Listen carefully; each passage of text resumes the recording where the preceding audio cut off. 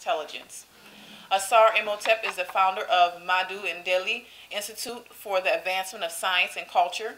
He is the author of such works as Where is the Love? How Language Can Reorient Us Back to Love's Purpose, which was published in 2015. And Nesu Biti, which is King in Ancient Egyptian, A Lesson in Leadership, which was published in 2016. He has contributed chapters in academic works in places such as the Encyclopedia of African Religion, edited by Dr. Molefi-Kete Asante and Dr. Amo Mazama, and also in Unity and Plurality, Essays in Honor of the Truth by Professor Dr. Alfonso Machiti in 2014. Asar Imhotep is a frequent contributor and presenter here at the Cheikh Anta Diop International Conference and was also presented the DISA Award for Intellectual Initiative and Academic Action in 2015. Asar is a noted speaker and philosopher and is currently organizing efforts in a nationwide venture titled the African-American Cultural Development Project, a national project aimed at creating a framework for an African-American culture which will help vitally stimulate the economic, political, scientific, and cultural spheres of African-American life in the United States. He is also a co-founder of Black Science Month, which is in October, so here we are, that highlights and encourages African achievement and advancement in the STEM fields. Please, without further ado, join me in welcoming Asar Imhotep.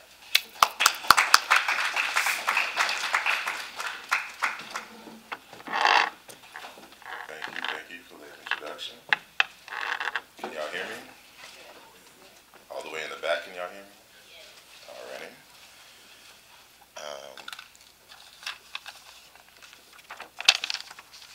I want to first and foremost ask my elders for permission to speak freely.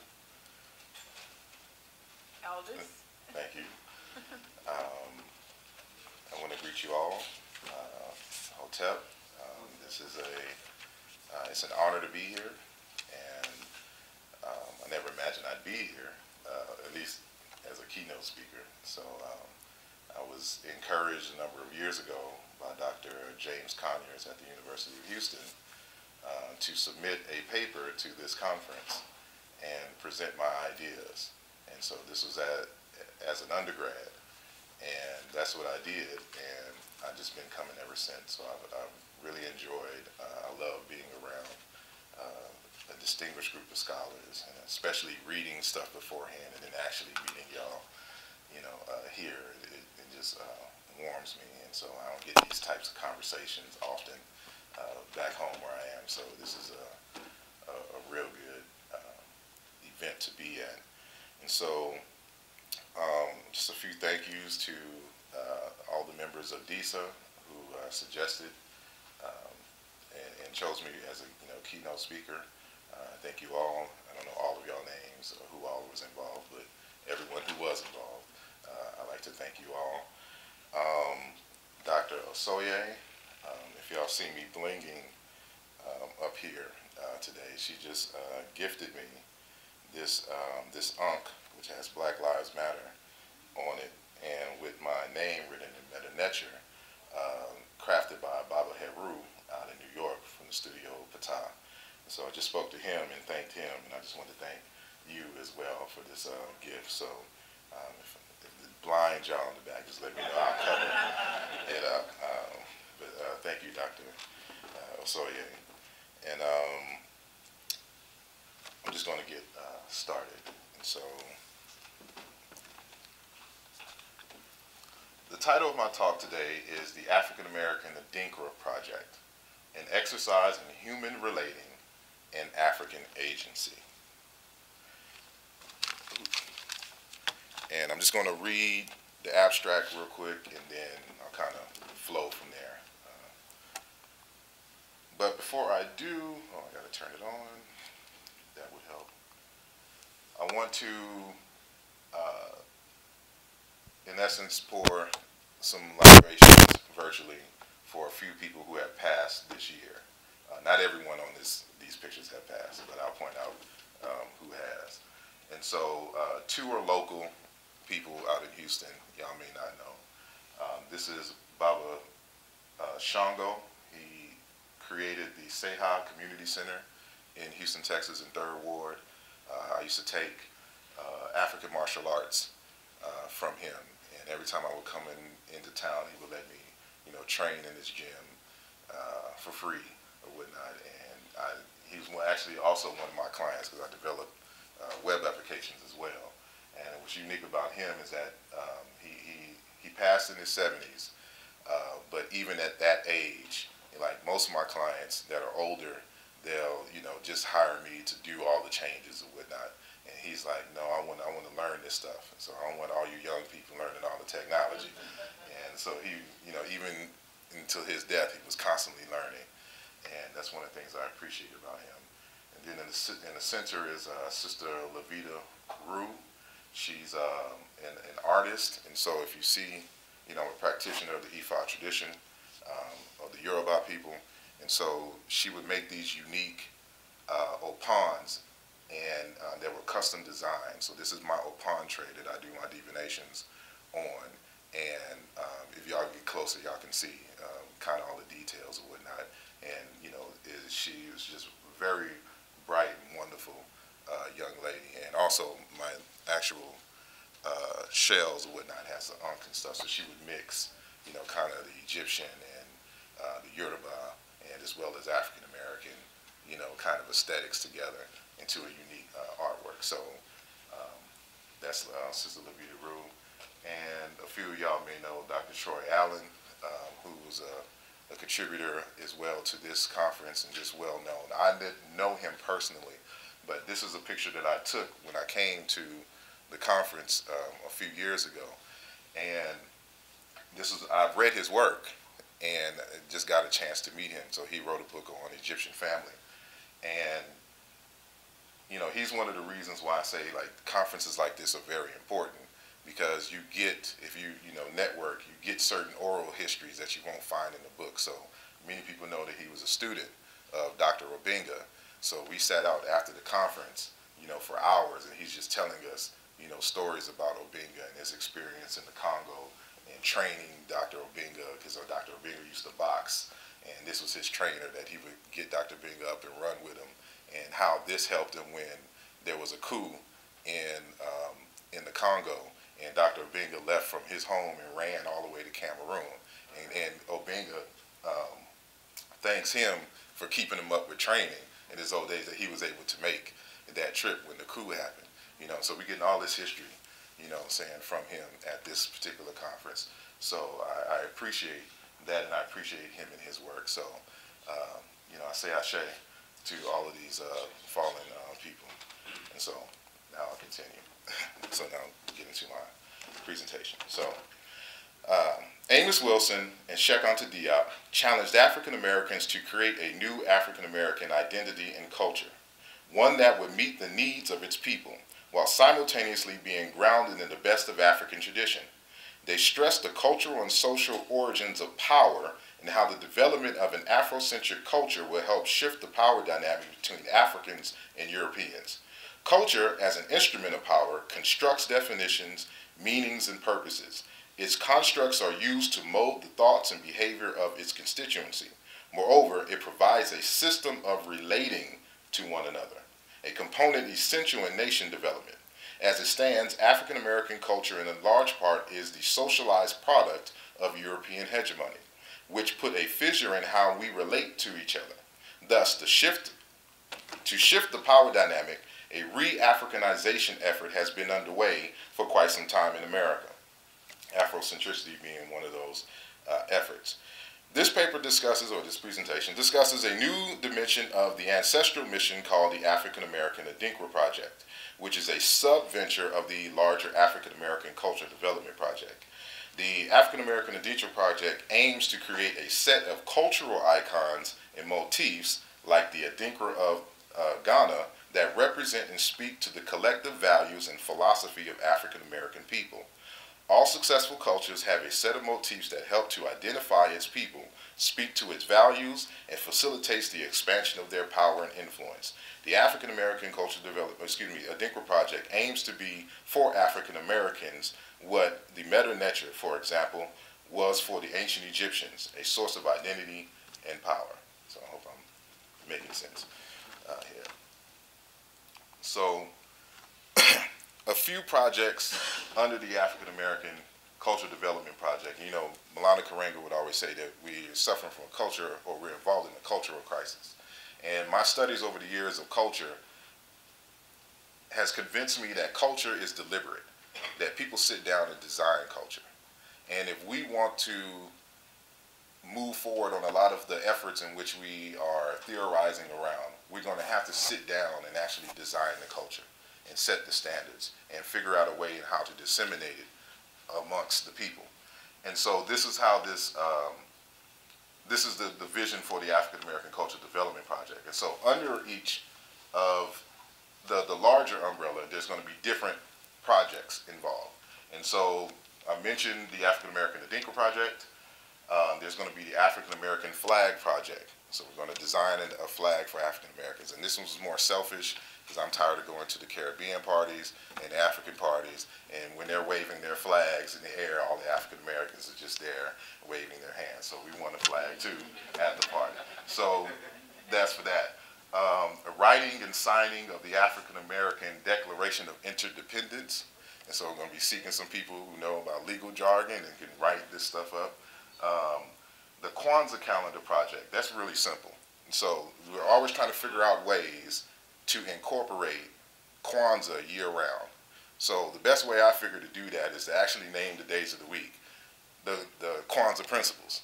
So, you know, on Sunday, it would be, what is it, Umoja? No. Umoja. Yeah, Umoja, and then Monday would be Kujichagulia. And we just design calendars and distribute it, and we use it in that sense. So, you know, Dr. Asante isn't going to speak on Saturday, he's going to speak on Imani. And, you know, we just, in our literature or whatnot, in our calendars, we just mark it as that. And in that way, it stays in the minds of the people because we're utilizing it in that way all year round. So it's not something that is just relegated to the end of the year and or whatnot. So this is how we incorporate it. So you can just do that on your own. You can make calendars all you want, just use it. It's just a matter of implementing. So, excuse me, the African American Religious Project, which I call Bolingo, I'll discuss that later. And then Operation Afrotopia. And so if, you know, we want to live for eternity, as they say, you have to build for eternity. But first and foremost, you have to design it. And so, you know, we always talk about these ideal states, but no one has ever really just designed what would the most ideal African-centered space look like. Like if we ran our own country, what would it look like? What should we expect in an ideal African-centered society? And so that is it. So for the future generations, they actually have a goal to achieve, the concrete, and they can mark down the steps as they accomplish each goal. So that's the sub-project. So now I'm going to go into the African grounding of the African-American Adinkra Project. I brought this up before, and one of the things that always comes up is why don't we just use what already exists on the continent of Africa? You know, just take what the Yoruba have created, take what the ancient Egyptians have created, take what the Ghanaians have created, and just utilize it in that fashion. There's African precedents for why we can do that, but it's better if we create our own. And so, Cheikh Anta Diop, when he came here to the United States in 1985, in an interview, informed us that he said that we must reconstruct a new Afro-American cultural personality within the framework of our respective nations. Our history from the beginning of mankind, rediscovered and relived as such, will be the foundation of this new personality. So he was challenging us to create a new African-American personality, but one grounded in African traditions. Now, if you really kind of pay attention to Diop's work, that's fundamentally what he was trying to do on the continent of Africa. So we talk about all his other works dealing with Egypt and things of this nature, but one of his most important works was Black Africa, an economic and cultural basis for a federated state. The reason why he was doing all of that scientific analysis and linguistics and cultural anthropology is so he can give them a scientific basis to understand in terms of continental Africans that y'all are fundamentally the same people. Y'all speak the same language, it's just really dialects. And that we need to build a new culture based off of that grounding. And so the same challenge that he was challenging Africans on the continent, he was challenging us over here in the United States when he came to speak at Morehouse. And so I took that to heart. Many may not know of this individual. This is Dr. Kai Kousaka out of East Africa. And he wrote a text called Wisdom Poetry. What's unique about him is that he is an initiate in several African, what we call wisdom traditions, and to replace the misnomer of secret societies. So he traveled all across Central and South Africa and was initiated into these different systems. And he coined this term, the African superhighway of wisdom. And he tells us that African people from time immemorial have been traveling and getting initiations into these various systems, and then coming back and taking that knowledge and then internalizing it from where they are at. And so this is something he's traveled personally. I know he's also initiated in the Zulu tradition and studied under Credo Mutwa for like 10 years straight, along with some other things. He actually lives out in Maryland somewhere. But in his text, Wisdom Poetry, he says, the second fundamental principle about traveling on the superhighway of wisdom is speaking in one's own name. Every sage that I have so far encountered on my journey to wisdom has told me, as he or she was told by their mentors, speak in your own name, never in mine. What does that mean? Sages will tell you to nourish your mind with teachings that have been enriched by countless generations of sages, but they insist that you must remain truthful to the voice that brought you into life, or the voice of your destiny. So it wasn't about just going and taking something and regurgitating it. It's getting the fundamental essence of what the teachings are, and then you coming back, internalizing it, and creating something new for yourself. And so everywhere he went, this is what the African sages were telling him. And so with that same mind frame, I'm getting closer to why we need our own cultural project and things of that nature. So a few African proverbs that, really kind of get into this. I won't read all of them. I'll just read like the first two. So the Bairu people will say, having a family field doesn't prevent you from digging your own. So we know our family, on the African continent is kind of spread out in the Yoruba, the Wolof, the Ashanti and things of that nature. But just because we have that heritage doesn't mean that we can't, dig our own field, so to speak. And the bird that does not think that his own nest is shabby, so you work with what you have. And I'll read the last one as well. It's kind of fitting as well. So when a snake or some other animal leaps out of the forest, you throw at it whatever you have in your hand. And so using your own creative genius, this is what you use to fight. And should I read this? I'll read this. This is a paragraph from Dr. Conde in her article, Pan-Africanism, Feminism, and Culture. In it, she says, many people might say that we in Guadeloupe and the Caribbean at large are very far from the principles of Pan-Africanism, but I don't believe we are. There is a West Indian proverb, it is only when you have swept your house that you can go out.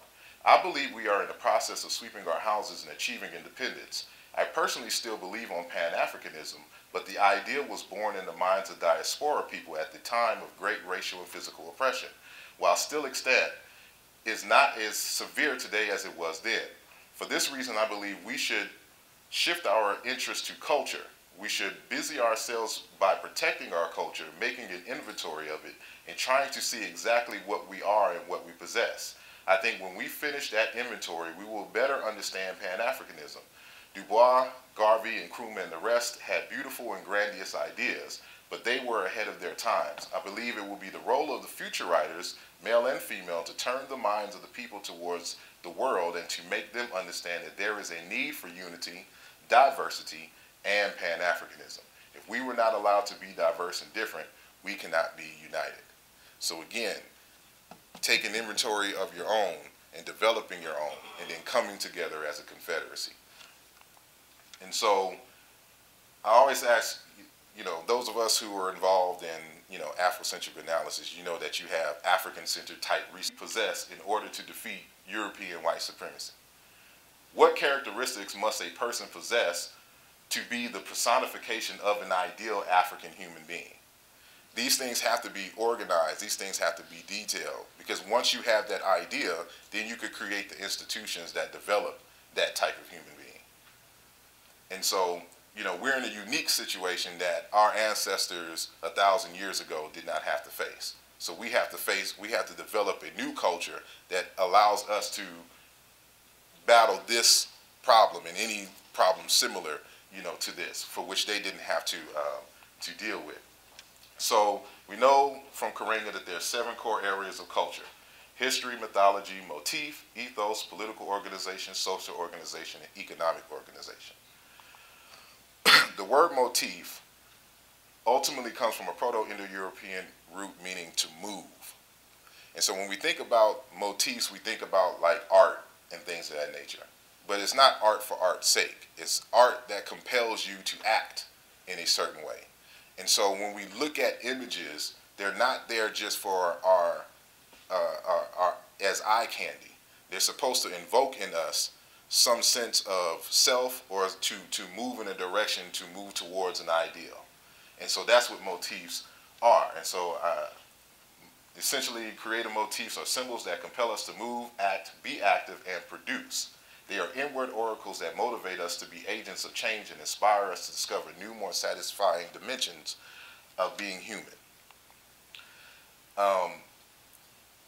When we talk about culture, we got to understand culture in relationship to power. And, this is one of the most brilliant minds that I've ever come across.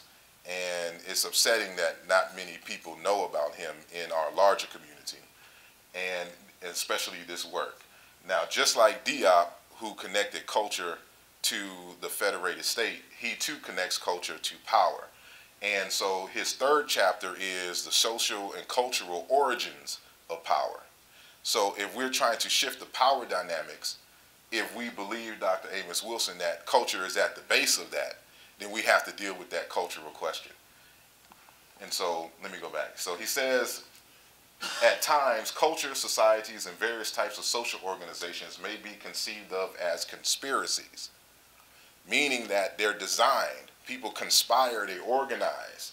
Culture just doesn't come out of the air. It doesn't come with the wind. You don't drink culture and, now you have a culture because it's found in a river somewhere. People sit down and organize, and then they find ways to implement the culture into the larger society. So it's a conspiracy. And so I know people take conspiracy and make it a negative word, but we're using it in its literal sense. People conspire and organize and plan culture.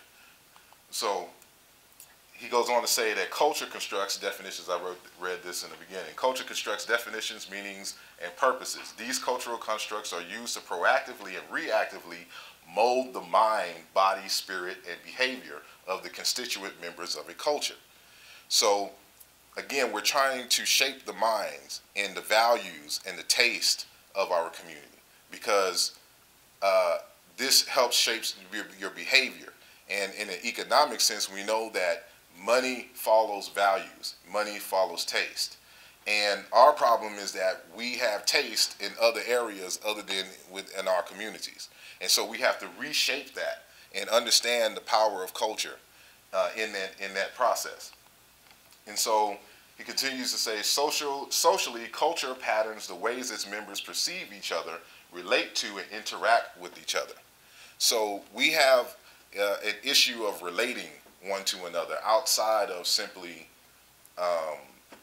European, being victims of European hegemony. And so it's easy for us to rally at a police shooting or something to this nature because we understand the construct. That's what we understand. We are a people who are the others of them. And so we can unite under that. But when it comes time to nation building, it just doesn't seem to register for some reason because we don't relate in that fashion. We don't think that we can do that. And so in his text, The Falsification of African Consciousness, Eurocentric History, Psychiatry, and the Politics of White Supremacy, he really hits the nail on the head when it comes to this concept of relationships in economics. So he says, we're suffering from the absence of an economic system.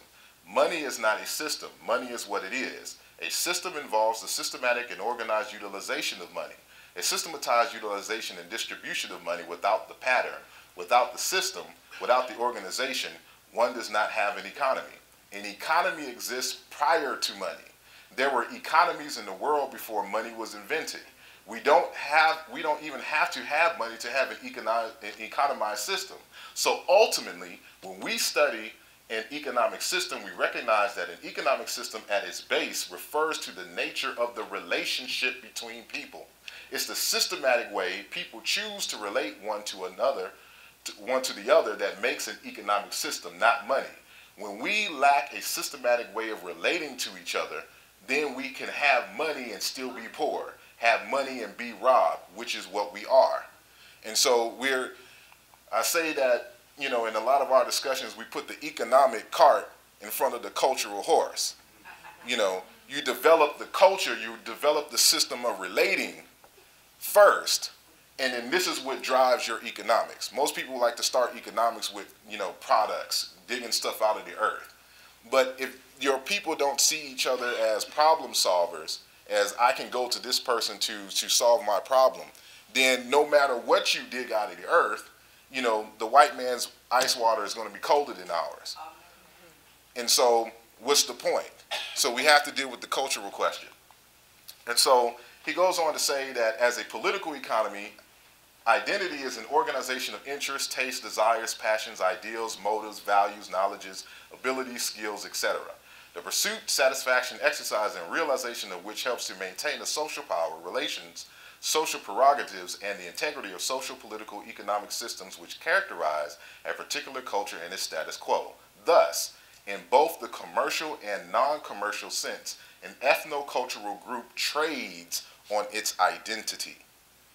So when you're talking about entering the world economy, everyone else is trading on their identity. If we don't have a strong sense of identity, a strong system, a strong sense of relating, we can't ultimately enter into the world economy. So he's trying to say that, and this is in the chapter dealing with race and economics. And he's talking about how powerful identity is in the process of economics. And I'm saying all this to say that the Adinkra symbols in which we will be developing will just be one part in that process of solidifying an African-American identity, which will lead to all of the other stuff in which I explained. So I'll skip that one. And, you know, I renamed the continent of Africa, Dia Malelela. This is a Bantu way of saying Tamari. And so this is the land of righteousness, love, brotherhood, fraternity, friendship, things of that nature. So this is what Tamari actually means. And so with that context, you know, I don't want people to think that I'm trying to separate from Africa. I'm just trying to create an identity as one, I'm going to use this term on purpose, tribe, amongst other tribes and ethnic groups. So you think of African Americans as an African group, as an African tribe itself. And so we're just the diaspora Africans. And so, you know, some years ago I wrote a book called The Bacala of North America, and I suggested a name for African Americans. So Bacala, Nkala, Nkale is the name I suggested. Different discussion. But us African Americans here is just this branch, along with the Wolof. So when we enter the stage where we're coming as equals, we're not some lost children searching for an identity. Because, of course, we make up, we're a conglomerate of different African groups, but all who have, for the most part, lost their identities and their foreways. So we have to create something new, just like the Yoruba had to create something new, just like the ancient Egyptians had to create something new, just like the Ashanti had to create something new. All these cultures did not exist at some point in the past. They came together, organized, they named themselves, and they created their culture, and they went and lived their lives. And so this is just common in just human history. And so here we are again at this point, and this is what we have to do. And so the importance of symbols. I like to draw from the Dogon of Mali. And for those who know about the Dogon script, there's a script that they have, you know, with thousands of different signs, and they serve different purposes. And but there's a philosophical undertaking about the signs themselves that, you know, just go beyond simple drawings. And so in the text, they'll say, for example, to draw is to make something begin to be, thus marking the first step toward destruction. And so drawing is what brings whatever the drawing is supposed to represent into being. In more ancient times, like when you see a mask or you see a sculpture, it wasn't art for art's sake. They were designing something and waiting, not necessarily waiting, but anticipating, concentrating their mind to get prepared for what this is supposed to represent and what the features are supposed to represent. So like, for example, when you see an Akua doll in Ghana, you know, this is, women used to wear these on their back or on their belly, wrap, like, you know, how when women wrap their child. So this is for women who did not have, or allegedly could not have children. And so you create a child, a Akua doll, and you walk around with it like, you know, it's a real, you know, so you're putting these impressions on your mind that I'm preparing for a child. I'm getting ready for, you know, I'm bringing a child into existence. And so you would see all of these figures, you know, just like this all across Africa with that kind of same motif. So it's the carving, the drawings, the same thing is what is the beginning of bringing it into being. So nowadays, in our new age, we have what they call vision boards. So now you can cut out something and put your vision board, and you wake up every morning, you see what it is that you want, you concentrate on it, and you work towards your goal. It's to have the idea in your mind of what it is that you want to achieve. That's what the signs and symbols are. And so the kind of reality that we want to create in traditional African fashion, we need to draw that what it is that we want to come into being. And so thus the African-American Adinkra Project. And so they go on to say, finally, the graphic designs containing teaching. The signs of the things of the past teach the children the signs of things of the past. That is the road one follows. It is so that the children will take again, remake the signs of the old things, customs, that one draws them. The more signs a man possesses, the more learned he is. So each of the signs itself holds a teaching, just like with Adinkra symbols in Ghana. There's a proverb and a teaching that goes with every single one. So they're not just drawings for the sake of drawings and aesthetics. They use it as a pedagogical tool to teach the values. And so they have to grow up drawing these things and learning these things. And with initiations, they get to learn more signs. So the more signs you know, the more knowledgeable you are, you know, according to their customs. And so trying to mirror that same effect would not. Dr. Clark, you know, has said in the past, most human behavior is controlled by images. Image is a factor in how people look at themselves and what they use to reflect themselves. The control of images is a major factor in world power.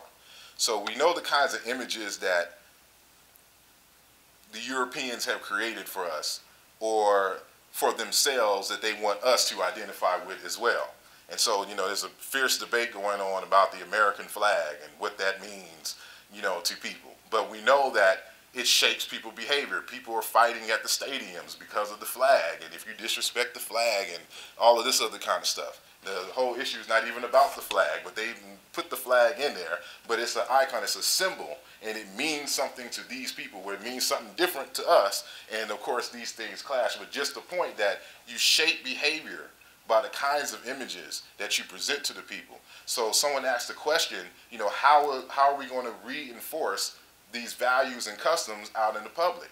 Well, you know, you can start by having your signs and symbols out in the public. So we just passed, you know, coming here, this Jewish center here, and you find all kinds of symbols and things, you know, on the outside and inside or whatnot. They let you know that this is a Jewish, you know, center and this is what we about and things of that nature. So when we create our institutions, we need to have our own symbols, you know, as well as other African symbols. But people need to know that this is an African-American space and this is what we're about. So you could put this on your, on all kinds of things. And I'll go further into that. I won't jump the gun. So, you know, these are Adinkra symbols. They started off as weights. You find them on all kinds of cloth and things of that nature.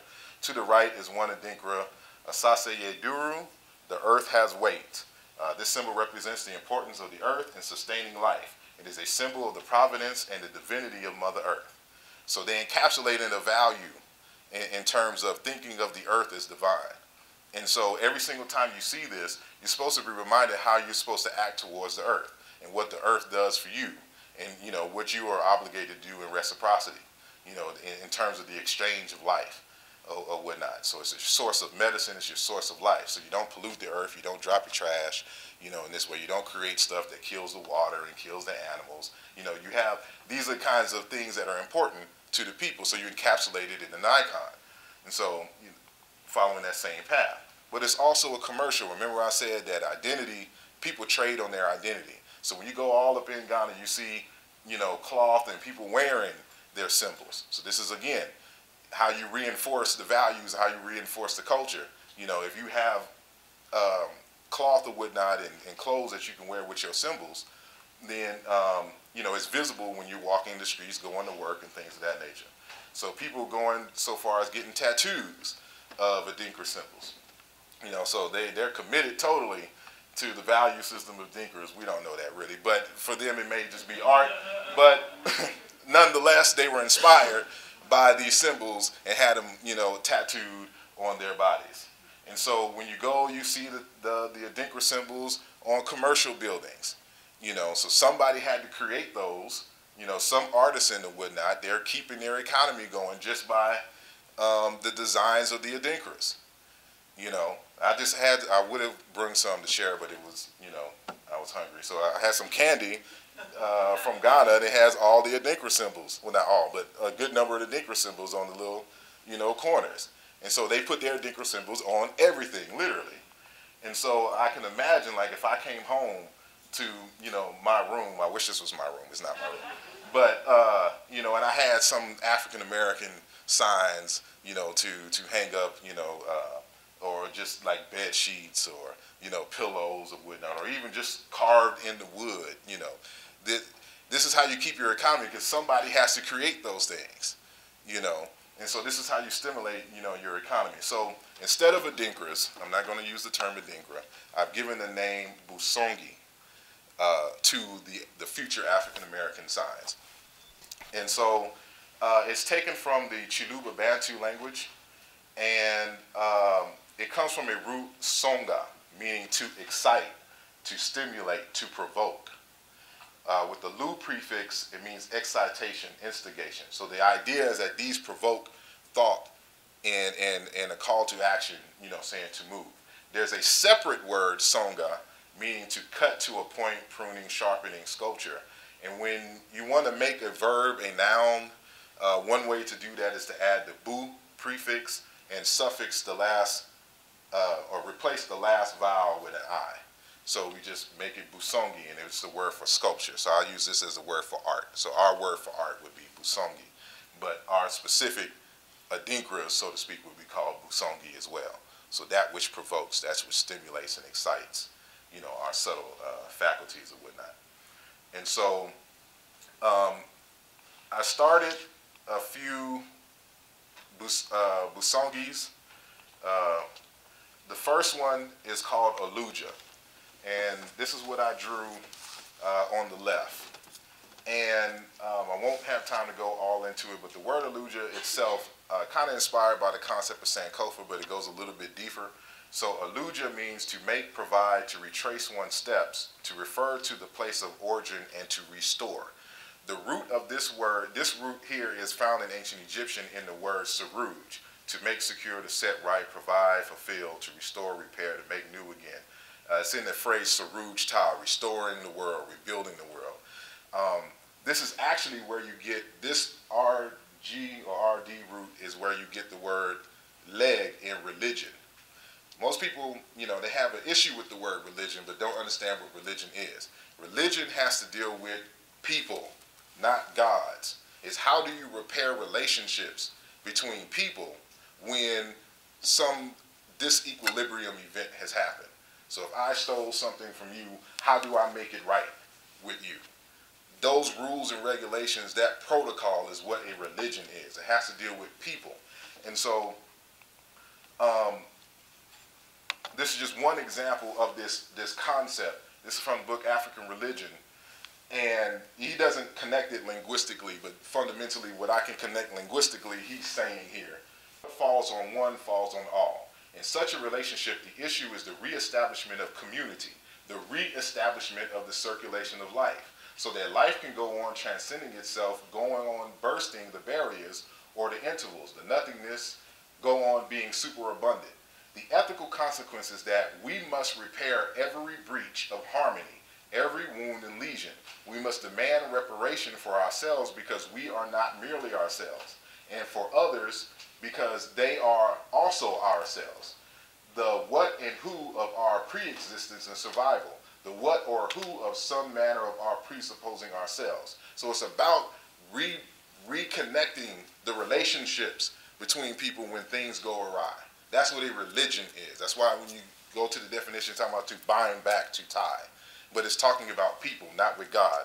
In the African context, God is existence. You can never separate from God. That concept doesn't exist at least in my studies on African conceptualizations of God. God is eternal, God is existence, and you can't exist outside of eternity. And so you can only exist within the infinity, which is the supreme being. So this is about people. And so this other symbol taken, I'm going to redraw this, called dual citizenship. And it talks about, our relationship of being children of the earth and children of the stars.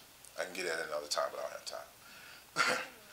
This is a busongi I created inspired by a phrase that Ife Amadiume, I don't know if I'm saying that correctly, she wrote the introduction in The Cultural Unity of Black Africa, The Domains of Patriarchy and Matriarchy in Classical Antiquity by Cheikh Anta Diop. And when describing Cheikh Anta Diop, she said this phrase, and I don't know, I'm murdering this, so any Igbo speakers here, please forgive me ahead of time. So, Ibunuji isi eje ogu. Ram uses head to go fight war. Literally, so in English translation, brave ram who fights with his head, meaning to fight fearlessly with both courage and intellect. So describing Diop as a ram. So I thought, that would be tight if, we had a symbol for that.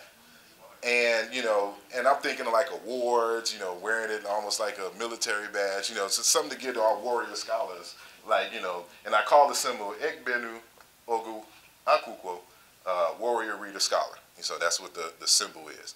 And so this would, for all our warrior scholars, Dr. Amma, who was up here, she would be the personification, of this particular symbol, So this is just an example of what I mean. So every time you see this, you know who and what it applies to. And so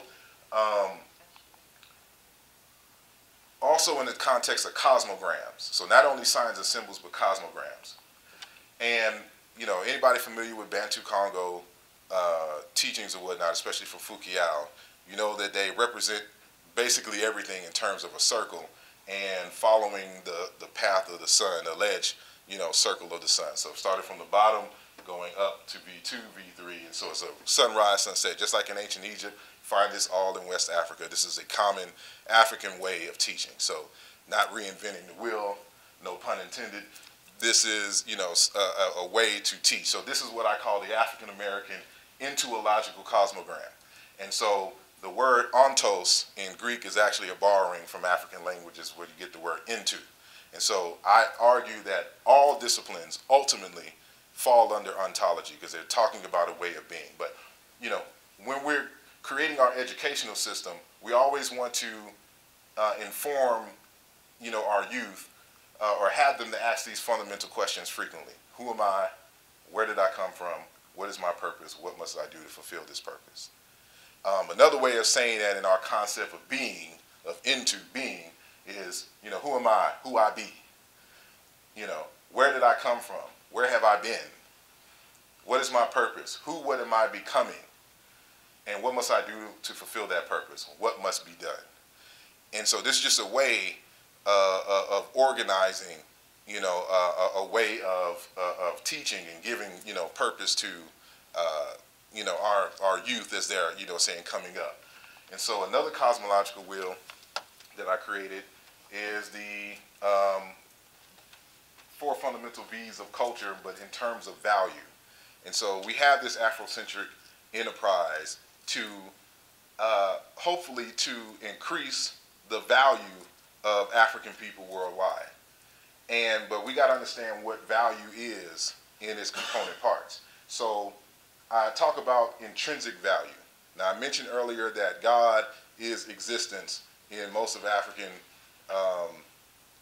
cosmologies or whatnot. And so you have intrinsic value because you are a part of the divine. You are born divine already. You know, you're born in with a sense of value and respect because you are an aspect of the divine itself. So you're just born with this as a living being, as a human being or whatnot. Then you have what we call accumulated value. So this is the value that you accumulate over the years as a result of one's education and skills and things of this nature, your ability to solve problems into the community. So you become more valuable to the community when you can help solve people's problems.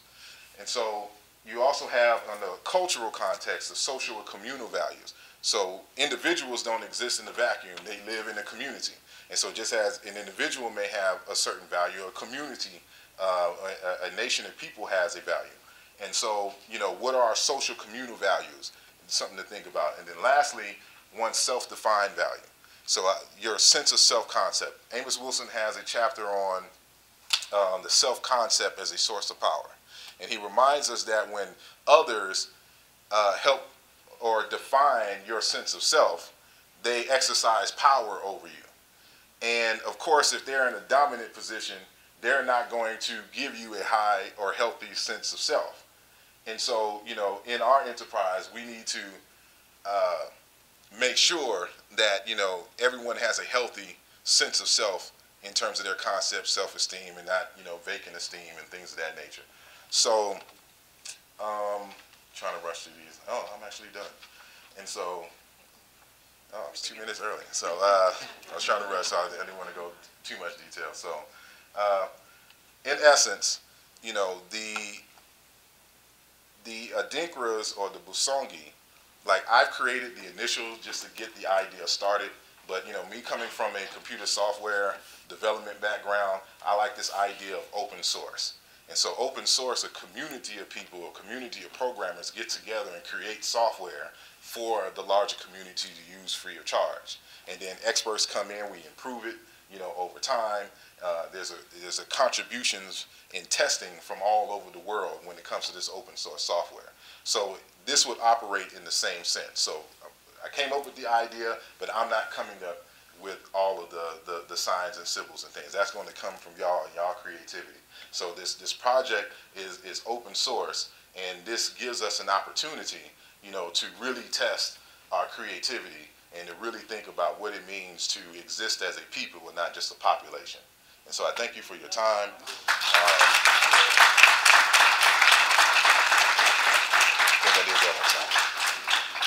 Thank you, Asar. No, great presentation. At this time, we'll take a few questions from the audience. Yes. Thank you very much for very happy. Super nice. I do have 3 questions.